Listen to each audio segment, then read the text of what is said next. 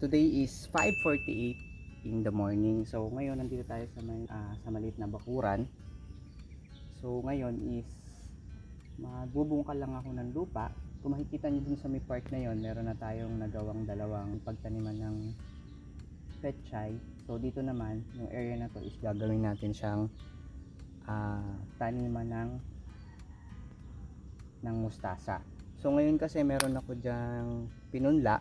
Yun yung itatanim natin mamaya mga bandang 4 PM kasi ngayong morning is para sa akin mas convenient sa akin o mas tingin ko mas maganda mag-transplant ng mga punla every 4 PM o kaya 5 PM, which is yung palubog na yung araw para makapag-adjust pa ng kaunti yung halaman natin, so hindi siya mabababad agad dun sa init.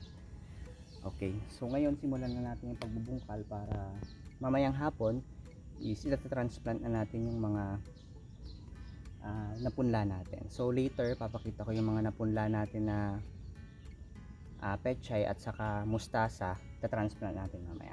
Okay, so ngayon simulan muna natin itong gawa ng plot para meron tayong mataniman mamaya.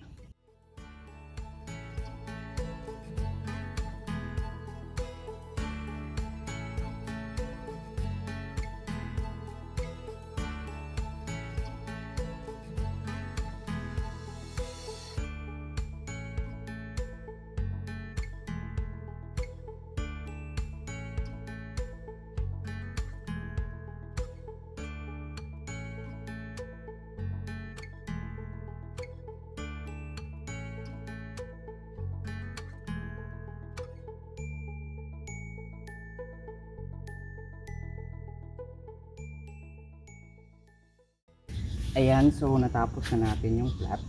So for now, i-rest muna natin siya until afternoon, and then mamaya mag-start na tayo ng transplanting. So papakita ko ngayon sa inyo yung plot, yung tatlong ginawa ko, and then pinakita ko lang tong isa. Ito yung ginawa natin ngayon na bagong plot. So nilagyan ko lang din siya ng kaunting daanan dito sa may part na to, so para makakadaan tayo mamaya. And then ito yung ginawa ko pa ng mga dalas yung mga nakaraang araw. So gumawa din ako ng dalawa. So dito rin tayo magta-transplant mamayang hapon. So itutuloy natin to mamayang video natin pagdating ng mga 4:30 PM para makapag-transplant na tayo ng mga pechay at mustasa.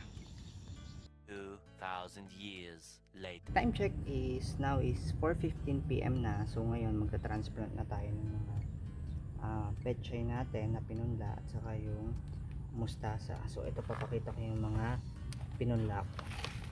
So, ito siya. Ayan. So magkahiwalay siya, meron siyang pagitan. So halos pinagsama ko lang sa isang seedling tray. So yung bandang nandito sa baba, ito yung mga mustasa natin. Itong bandang taas is yung pechay natin. Etong mga punla natin is siguro almost 2 weeks na yung edad niya. So pag makikita natin meron na siya mga 3 hanggang 4 na dahon. Medyo makulim din, so I think mag-start na tayo mag-transplant para mailipat na natin. Okay.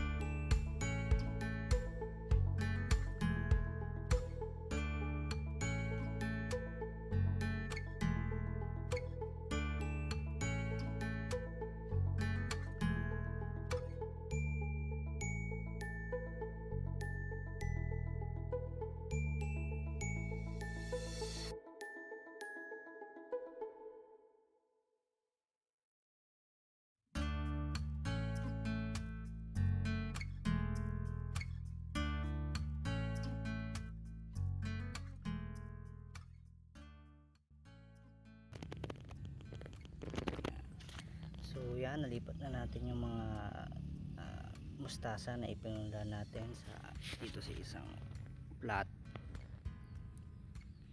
Then at the same time, ito yung mga pechay natin. Yan.